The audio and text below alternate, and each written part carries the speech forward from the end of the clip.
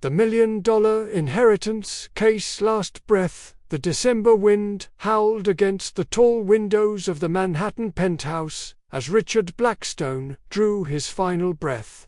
Outside, the city pulsed with its relentless energy. Yellow cabs weaving through traffic, steam rising from manholes, the distant hum of 8 million lives intersecting for brief moments before scattering again. But inside the mahogany-paneled master bedroom, time had slowed to a crawl. The 78-year-old patriarch lay propped against silk pillows, his once commanding frame now fragile as autumn leaves. The oxygen mask had been removed at his request. He wanted to speak his final words without the mechanical wheeze that had accompanied his breathing for weeks. His 3 children formed a semicircle around the ornate 4-poster bed, each lost in their own complicated relationship with the man who was slipping away. Marcus stood at the foot of the bed like a soldier at attention, his broad shoulders rigid beneath his custom-tailored suit. At 49, he bore the weight of 3.5 decades spent as his father's lieutenant, learning the brutal arithmetic of Wall Street, the delicate dance of board meetings, the cold precision required to build an empire. His steel-gray eyes, much like his father's, never left the old man's face, as if he could will him to stay alive through sheer determination. Catherine sat in the burgundy leather chair she'd claimed as her own during these final weeks, her manicured fingers intertwined in her lap. The Harvard-educated attorney had inherited her father's sharp intellect and sharper tongue, qualities that had made her invaluable during his most challenging legal battles. At 46, she carried herself with the quiet confidence of someone who'd spent years navigating boardrooms full of men who underestimated her. The grief in her emerald eyes was complicated by something else: the lawyer's instinct to prepare for what came next. Daniel leaned against the window frame, his artist's hands pressed flat against the cold glass. The 42-year-old had always been the outlier, the one who'd chosen paint-stained fingers over gold cufflinks, who'd traded the predictable power of money for the uncertain magic of creation. His dark hair, longer than his siblings would approve of, fell across his forehead as he watched the city lights blur and shimmer. For 2 years now, he and his father had been rebuilding bridges that pride and misunderstanding had burned long ago. The empire... Richard's voice was barely a whisper, but it carried the authority that had once commanded 1,000-person shareholders' meetings. Everything I built. It means nothing if you 3 can single quotes T... His words trailed off, but his meaning hung in the air like expensive cologne. Outside, a siren wailed in the distance, another life hanging in the balance somewhere in the concrete jungle below. Marcus stepped closer, his voice tight with emotion he rarely allowed himself to show. "Dad, you don't need to worry about the company. I've got it handled." A ghost of a smile crossed Richard's weathered face. Even now, even at the end, Marcus was thinking like a CEO. It was exactly what he'd expected, and exactly what worried him most. When the old man's eyes finally closed for the last time, the room fell into a silence so profound it seemed to swallow sound itself. The 3 siblings stood frozen, each processing the enormity of what had just occurred. They were orphans, now wealthy, powerful orphans, but orphans nonetheless. The funeral 3 days later was a Manhattan spectacle. St. Patrick's Cathedral overflowed with the kind of people who appeared on the society pages and the financial news with equal frequency: senators and CEOs, artists and aristocrats, all gathered to pay their respects to a man who'd shaped the city's skyline with his real estate ventures, and its culture with his philanthropy. But beneath the pomp and circumstance, beneath the carefully composed eulogies and the designer black attire, everyone was thinking the same thing. What happens to the Blackstone fortune now? The Justice System USA channel has covered similar high-stakes inheritance battles. To follow the fascinating intersection of family dynamics and legal maneuvering.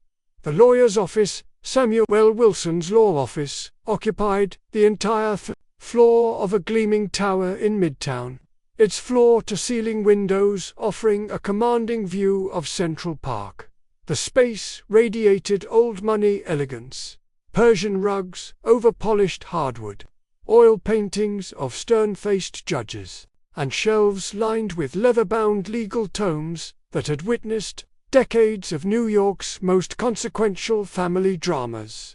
Wilson himself was a study in understated power, a silver-haired gentleman whose soft voice concealed a mind sharp enough to navigate the treacherous waters of Manhattan's elite families. For 30 years, he'd been Richard Blackstone's confidant, the keeper of secrets that could topple governments and destroy dynasties.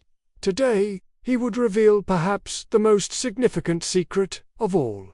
Marcus arrived first, as he always did. Punctuality was power, his father had taught him, and every entrance was a statement. His charcoal suit was impeccable, his Italian leather shoes polished to a mirror shine.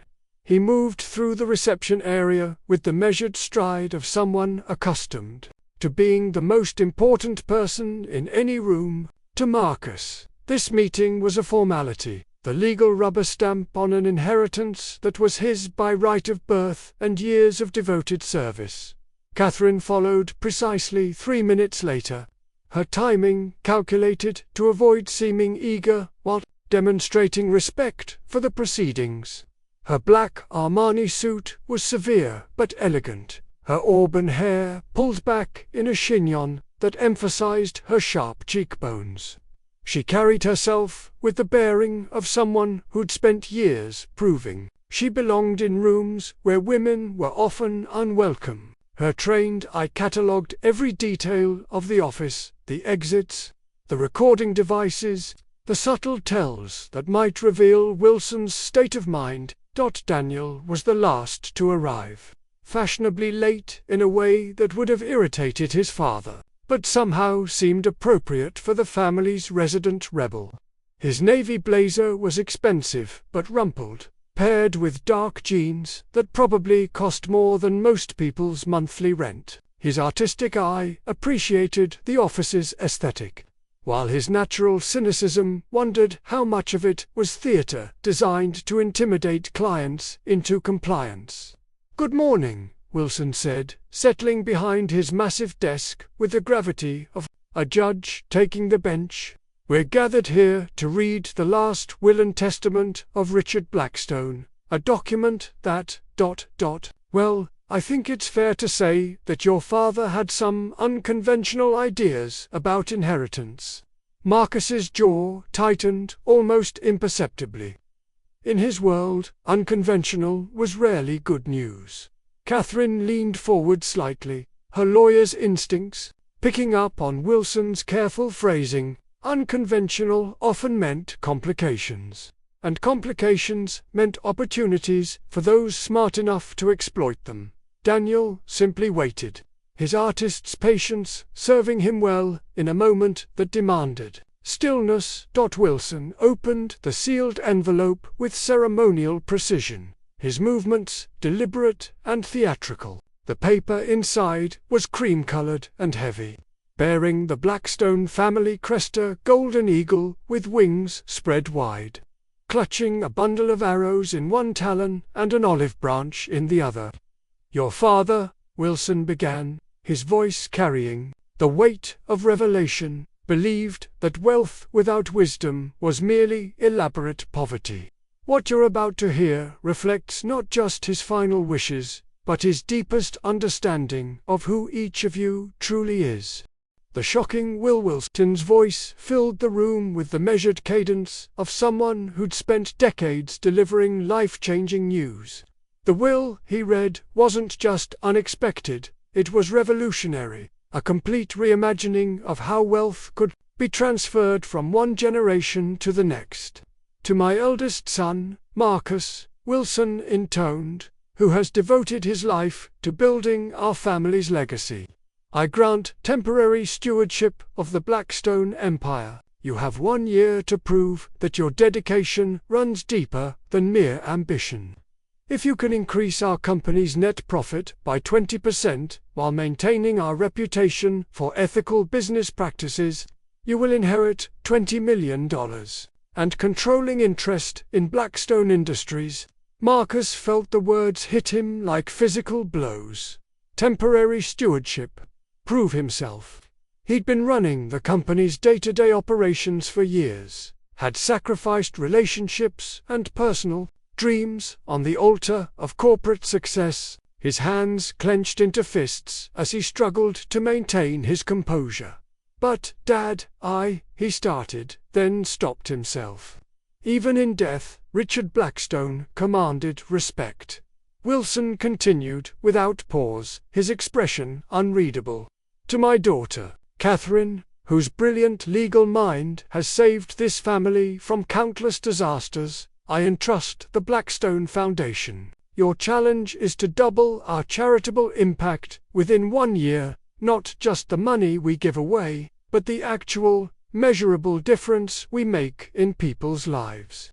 Success will bring you $15 million and the satisfaction of knowing you've honored our family's commitment to service." Catherine removed her glasses and cleaned them slowly, buying time to process. The foundation was a modest operation, more of a tax shelter than a serious philanthropic endeavor. Doubling its impact would require creativity, connections, and a level of personal commitment that would consume her life for the next 12 months.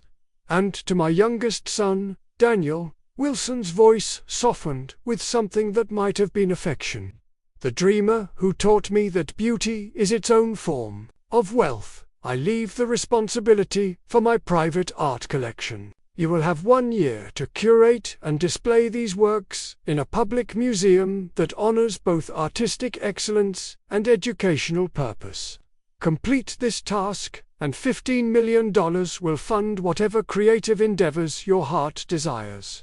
Daniel's artistic sensibilities reeled at the implications. A private collection. The old man was full of surprises. Even in death, the Justice System USA channel regularly covers estate planning strategies that go beyond simple asset division. These psychological and ethical tests represent cutting-edge thinking in family wealth management. But Wilson wasn't finished. He paused, letting the weight of each individual challenge settle before delivering the masterpiece of Richard Blackstone's final manipulation. "However," he continued, his voice dropping to almost a whisper, "your father recognized that the greatest wealth is not what we accumulate, but what we share. The entire $50 million estate will be divided equally among you. In that scenario, each of you would receive approximately $16.7 million. The silence that followed was profound, broken only by the distant sounds of Manhattan traffic 38 floors below. Three brilliant minds calculated odds, weighed risks, and measured the gap between what they'd expected and what they'd received. Marcus was the first to find his voice, though it carried a tremor of barely controlled anger. "This is insane. I've given my life to that company. Why should I have to prove myself now?" Catherine's legal training kicked in, analyzing the will's structure with professional detachment, even as her emotions churned. "It's brilliant, actually. He's created a prisoner's dilemma with our own inheritance. Cooperation yields the best collective outcome, but individual ambition might yield better personal results." Daniel surprised them both by laughing not with humor, but with the bitter recognition of a master manipulator's final move. "Even dead, the old man's still playing chess while we're playing checkers." First reactions, the siblings sat in Wilson's office like survivors of a shipwreck, each trying to process the enormity of what they'd just heard. The will wasn't just a distribution of assets, it was a psychological experiment. Designed by a father who'd spent decades studying his children's strengths, weaknesses, and deepest motivations. Marcus stood abruptly, his 6-foot frame towering over the room as he began to pace. "This isn't fair," he said, his voice tight with a mixture of hurt and rage. "I've sacrificed everything for that company. I turned down Harvard Business School to work for him straight out of college. I've missed my kids' birthdays, my anniversary dinners, family vacations, all for the business. And now he wants me to prove myself." His voice cracked slightly on the last words, revealing the wounded son beneath the polished executive exterior.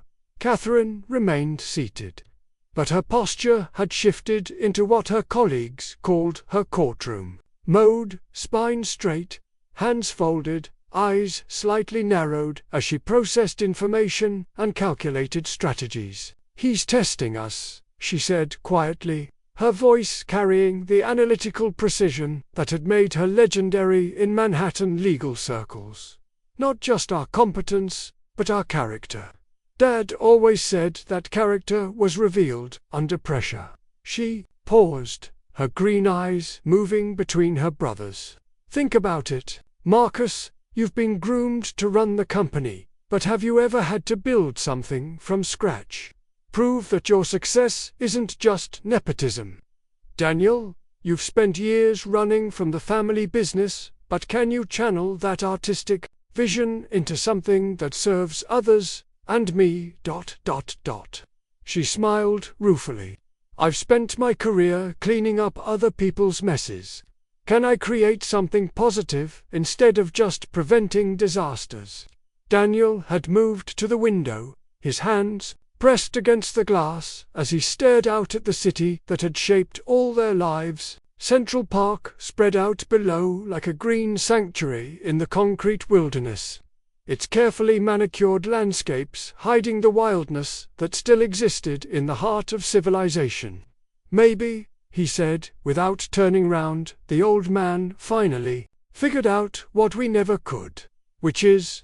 Marcus demanded, his pacing never slowing.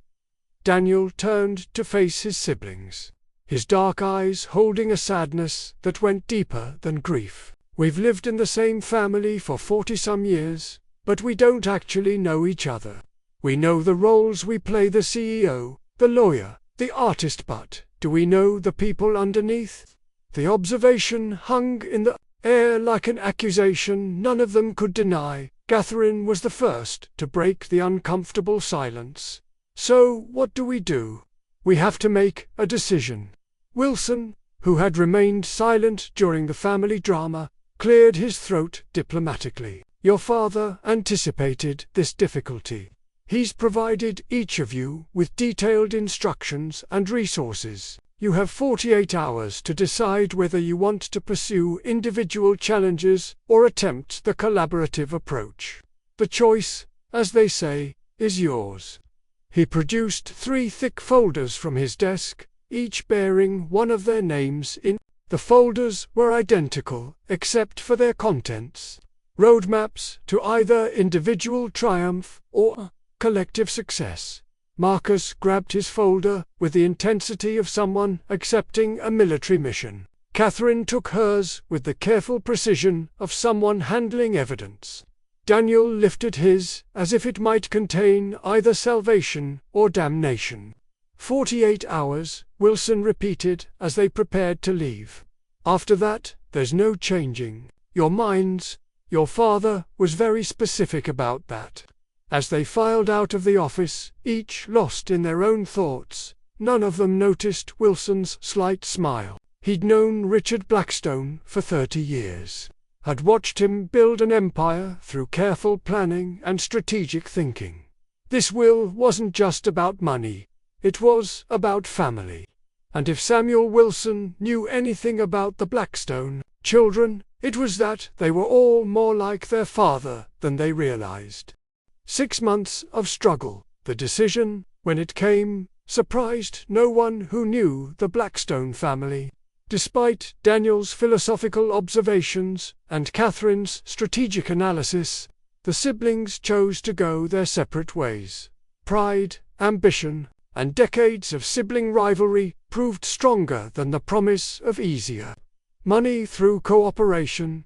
Marcus threw himself into the company challenge with the focused intensity of a general planning a military campaign. He arrived at the Blackstone Industries headquarters each morning at 5:30, 2 hours before his usual schedule, and stayed until well past midnight. The corner office that had been his father's became his war room, its walls covered with profit projections, market analyses, and strategic plans that would have impressed the faculty at Wharton. But running a company for growth rather than stability required a different kind of ruthlessness. Marcus began making cuts that would have been unthinkable during his father's lifetime. Long-time employees who'd become comfortable in their positions found themselves suddenly expendable. Entire departments that had operated with gentlemen's gentility were subjected to the harsh mathematics of modern efficiency. The human cost was immediate and visible. Martha Henley, who'd been Richard Blackstone's personal secretary for 23 years, cleaned out her desk with tears streaming down her cheeks. The company's legendary Christmas party was cancelled to save money. The generous health insurance plan that had made Blackstone Industries a desirable place to work was scaled back to the industry minimum.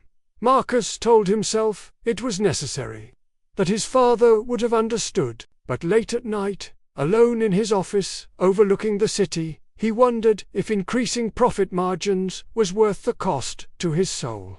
Catherine approached her challenge with the methodical precision that had made her one of Manhattan's most sought-after attorneys. She began by conducting a comprehensive audit of the Blackstone Foundation's operations, discovering that her father's charitable organization was little more than a sophisticated tax avoidance scheme that donated just enough money to maintain its non-profit status. The foundation's current annual budget was a mere $2 million, split between administrative costs and small grants to established charities. Doubling the foundation's impact would require not just more money, but a complete reimagining of its mission and methods. Catherine spent her days cultivating relationships with other wealthy philanthropists, her evenings researching innovative, charitable models, and her nights writing grant proposals and strategic plans. She learned about microfinance in Bangladesh, educational initiatives in inner-city Detroit, and environmental conservation projects in Costa Rica. For the first time in her career, she was building something instead of just protecting it. But the work was exhausting in ways that litigation had never been. Court battles had clear winners and losers, defined rules and measurable outcomes. Charitable work was messy, complicated, and often heartbreaking. Success was measured not in billable hours or favorable verdicts, but in lives changed and communities strengthened. Daniel's discovery of his father's secret art collection was perhaps the most shocking revelation of all. Hidden behind a false wall in the mansion's basement was a climate-controlled room that housed one of the most impressive private collections in New York.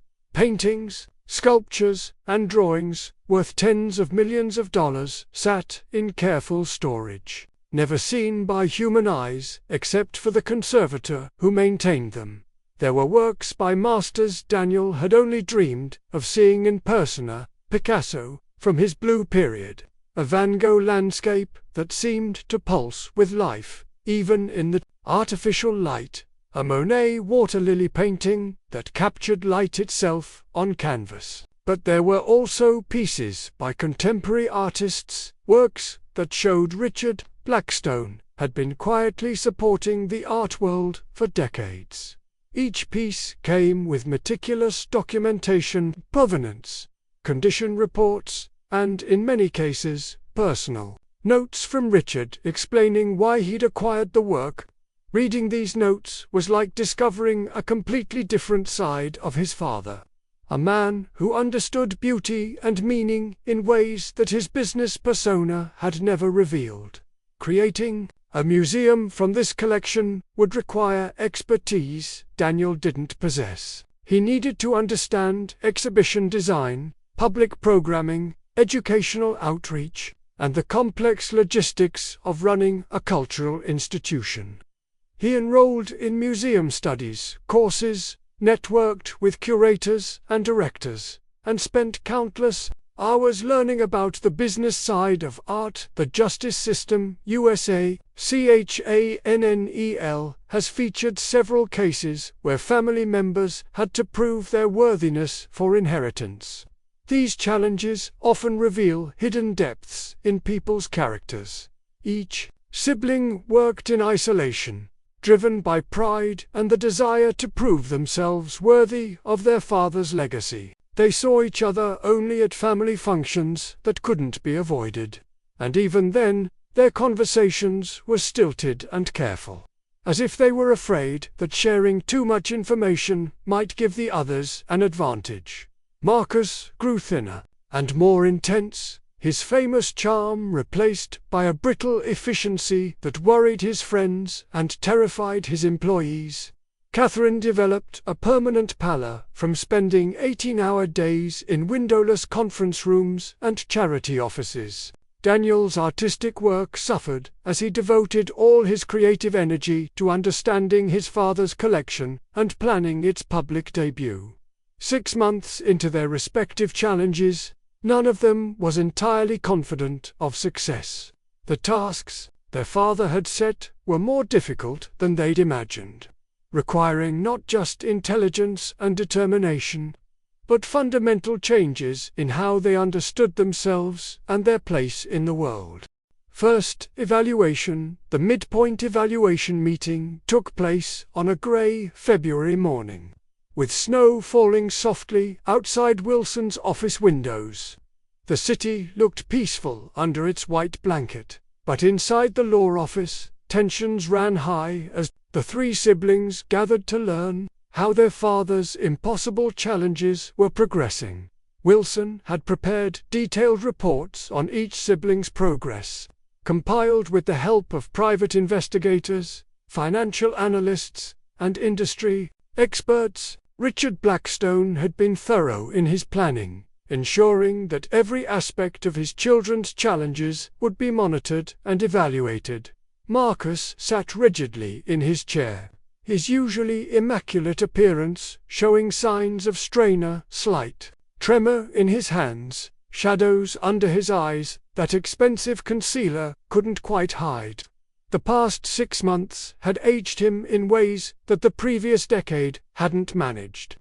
Marcus, Wilson began consulting his papers. Blackstone Industries has shown impressive growth under your leadership. Profits are up 15%, well ahead of industry averages and your competitors' performance.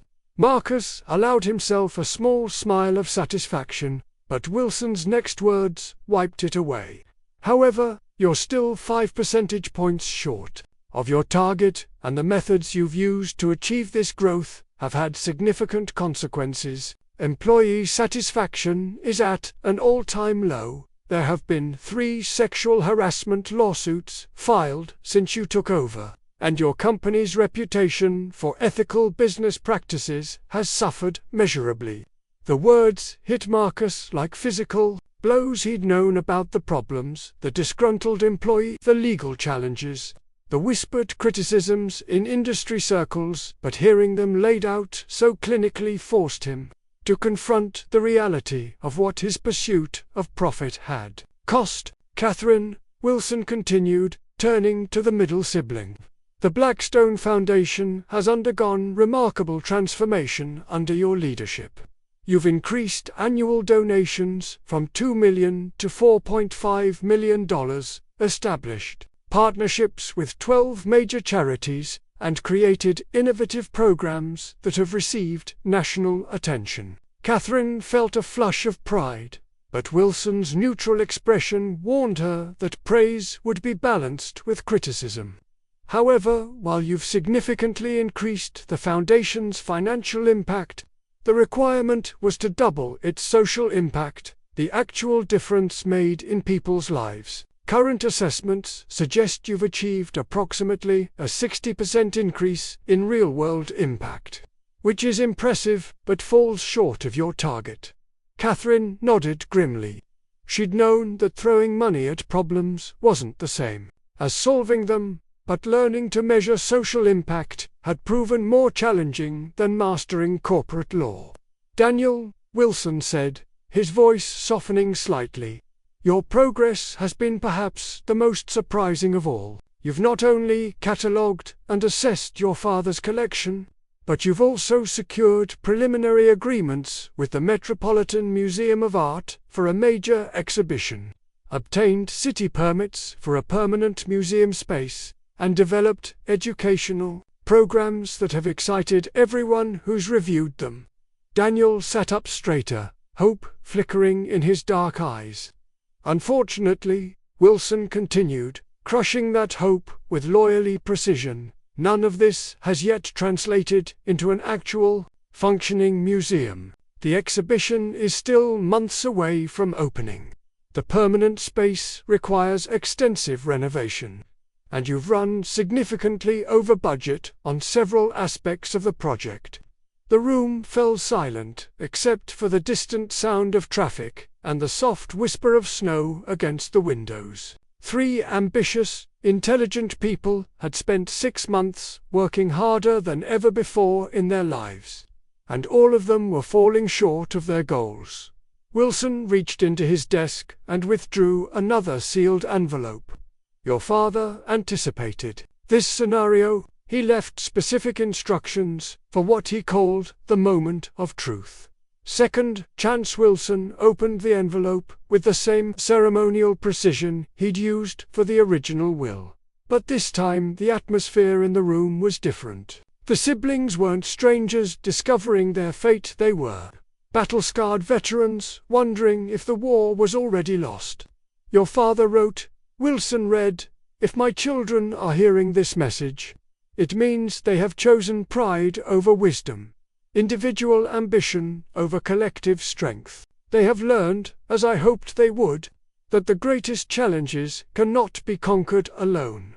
Marcus shifted uncomfortably in his chair. The words stung because they were true. "I am therefore offering them a second chance, not to abandon their individual challenges, but to reconsider whether they might be more successful working together. Marcus has learned that profit without purpose is hollow victory. Catherine has discovered that good intentions without adequate resources cannot change the world. Daniel has found that artistic vision requires practical implementation to make a difference. The accuracy of their father's predictions was unsettling. How had he known exactly what each of them would discover about themselves? If they choose to combine their efforts for the remaining 6 months, I authorize the following modifications to their challenges.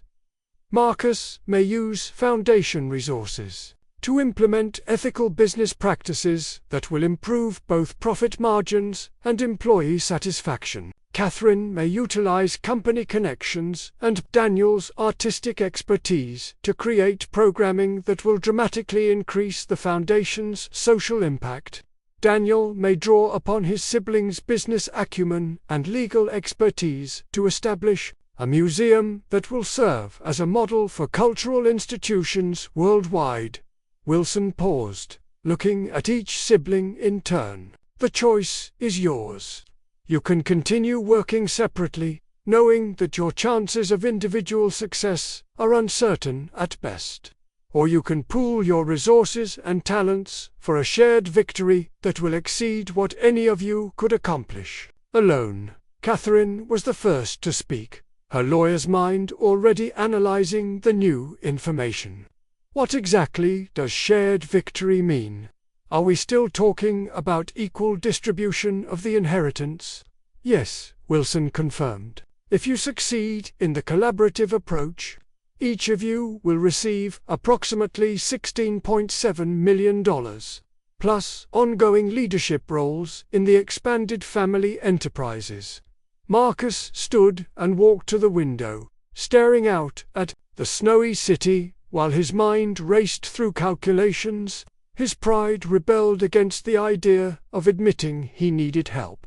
But his practical nature recognized that their father's analysis was correct. He was struggling to meet his targets while maintaining his moral compass. Daniel remained silent, but his artistic mind was already imagining the possibilities. A museum backed by serious money and legal expertise could be extraordinary. A foundation that thought creatively about social problems could change thousands of lives. A company that balanced profit with purpose could set new standards for corporate responsibility. "How long do we have to decide?" Catherine asked.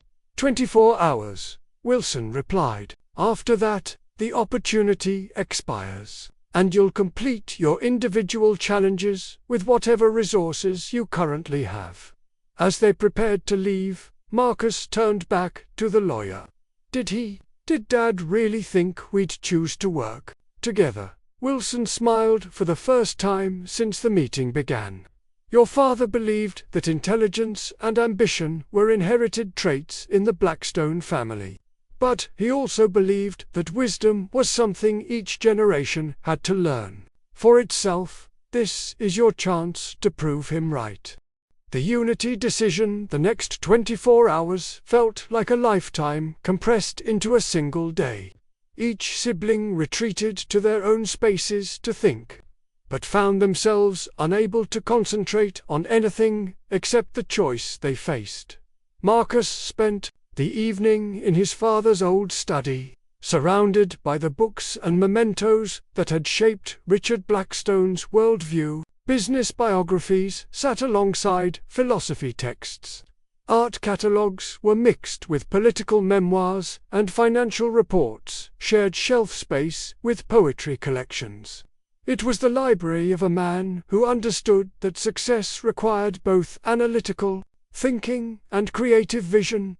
For the first time in months, Marcus allowed himself to truly consider what he'd sacrificed in his pursuit of the profit target. He'd laid off employees who'd trusted him, cancelled programs that had made the company a good place to work, and focused so intently on short-term gains that he'd lost sight of the long-term consequences. His father had built the company as a legacy, but Marcus was in danger of destroying that legacy in his attempt to prove himself worthy of inheriting it. Catherine walked through the Foundation's modest offices, thinking about all the proposals she'd had to reject due to insufficient funding. There was the scholarship program for underprivileged students that would have changed hundreds of lives. The healthcare initiative for rural communities that could have saved thousands more. The environmental project that might have protected an entire ecosystem. Good intentions weren't enough when the resources to implement them were limited. She'd proven she could increase the Foundation's reach, but she'd also learned that sustainable change required more than good management. It required the kind of serious financial backing that only a major corporation could provide. Daniel stood in the secret room that housed his father's art collection, surrounded by masterpieces that no one else had ever seen. The irony wasn't lost on him. He was the family's artist. But he'd never suspected that his father shared his passion for beauty and meaning. The old man had been collecting art for decades, supporting artists and preserving culture, but he'd done it privately, without recognition or acclaim. That the museum project had taught Daniel that his artistic vision needed practical support to become reality. The most brilliant curatorial concept meant nothing without adequate funding, legal protection, and business expertise. His father had understood this, which was why the collection had remained hidden. It was waiting for the right moment, the right team, to bring it into the light. The Justice System USA channel often covers cases where family dynamics shift dramatically. When financial stakes are involved, these psychological turning points can redefine relationships for generations. The three siblings didn't communicate with each other during their night of contemplation, but they all reached the same conclusion. Through different paths, pride was a luxury they could no longer afford. Their father's challenges had been designed not to test their individual abilities, but to teach them that their greatest strength lay in combination. The next morning, they met again in Wilson's office, but this time the atmosphere was different. Instead of three separate people guarding their individual interests, they were beginning to function as a unit. Marcus spoke first, his voice carrying a humility that his siblings had rarely heard. "I've been thinking about what Dad always said, that a company is only as strong as its people. I've spent 6 months treating people like expendable resources, and it's eating me alive. I need help remembering how to be human while still being effective." Catherine nodded slowly. "And I've learned that changing the world requires more than good intentions and legal expertise. It requires the kind of resources and connections that only come from serious business success. I can't maximize the foundation's impact without understanding how to maximize the company's resources." Daniel surprised them both by speaking with more confidence than he'd shown in months. "Dad's collection isn't just about art, it's about education, inspiration, and cultural preservation. But I can't create a world-class museum without world-class support. I need your business skills, Catherine's legal knowledge, and resources that none of us can provide individually." Wilson watched the exchange with the satisfaction of someone who'd seen a complex plan come together exactly as intended. "So you're choosing collaboration." "We're choosing family," Marcus said, and for the first time in 6 months, he smiled genuinely. New beginning, the transformation didn't happen overnight, but when it began, the changes were remarkable. The three siblings discovered that working together amplified their individual strengths while compensating for their weaknesses in ways they'd never imagined. Marcus remained CEO of Blackstone Industries, but his leadership style evolved dramatically. Instead of making unilateral decisions based purely on profit projections, he began consulting with Catherine on the legal and ethical implications of major moves, and with Daniel on how corporate decisions affected the company's creative and cultural reputation. The employee satisfaction initiatives that emerged from these discussions were innovative and effective. Rather than simply cutting costs, Marcus began investing in programs that increased both productivity and worker happiness. A profit-sharing plan gave employees direct stakes in the company's success. Flexible work arrangements and professional development opportunities made Blackstone Industries an employer of choice rather than necessity. The company's profit margins continued to improve, but now the growth was sustainable and ethical. Industry publications began featuring Blackstone Industries as a model for responsible capitalism, and the positive publicity attracted both customers and top-tier employees who wanted to work for a company with values. Catherine's management of the Blackstone Foundation was revolutionized by her access to corporate resources and Daniel's creative thinking. Instead of simply writing checks to existing charities, the foundation began developing innovative programs that addressed root causes of social problems. The scholarship program Catherine had dreamed of became reality, but with a twist inspired by Daniel's artistic perspective. Recipients weren't just given money for tuition, but were also provided with mentorship, internship opportunities, and creative outlets that developed their full potential as human beings. The program didn't just change individual lives. It created a network of young leaders who went on to transform their communities. The healthcare initiative combined Catherine's legal expertise with Marcus's business connections to create a model that other foundations began copying. By partnering with corporations, medical schools, and technology companies, they developed sustainable solutions that continued working long after the initial funding was exhausted. Daniel's museum project became the crown jewel of the family's collaborative efforts. With adequate funding from the company and legal protection from Catherine's expertise, he was able to create something unprecedented: a museum that was simultaneously a world-class cultural institution and an innovative educational center.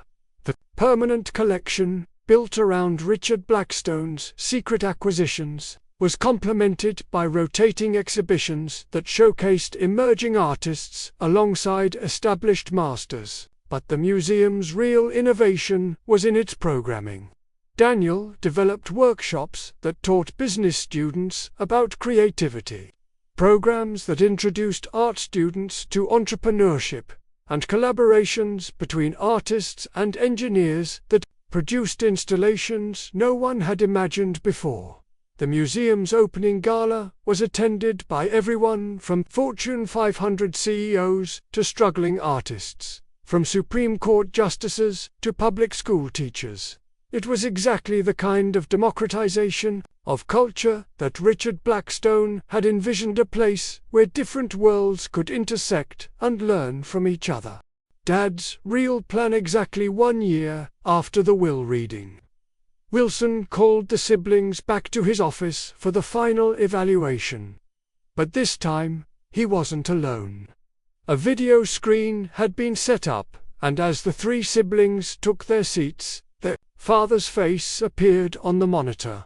The recording had been made during Richard Blackstone's final weeks, when he was weak but still mentally sharp. His eyes held the same intensity they remembered from their childhood, and his voice carried the authority that had shaped their lives.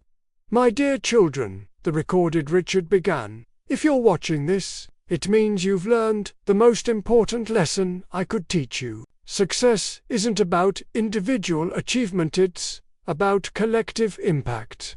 Money isn't just about what you can buy, it's about what you can build together." Marcus felt tears he hadn't shed since childhood beginning to form. His father's face, on the screen, looked proud, not disappointed. "Marcus, my son, you've learned that leadership isn't about command and control, but about inspiration and collaboration. The company profits you've generated through ethical practices will be sustainable for generations, not just profitable for quarters." Catherine wiped her eyes with the back of her hand, remembering all the times she'd felt like she had to prove herself worthy of her father's respect.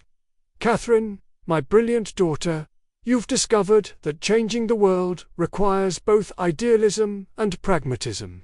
The foundation's impact will compound over decades because you built systems that work, not just programs that feel good." Daniel was openly crying now, no longer ashamed of the emotion that had always set him apart from his family's business-focused culture. "Daniel, my artist, you've shown that beauty and meaning aren't luxuries, but necessities that make life worth living. The museum you've created will inspire creativity and innovation for generations of visitors." The recorded Richard paused, his expression softening with something that looked like contentment. "But most importantly, you've rediscovered each other.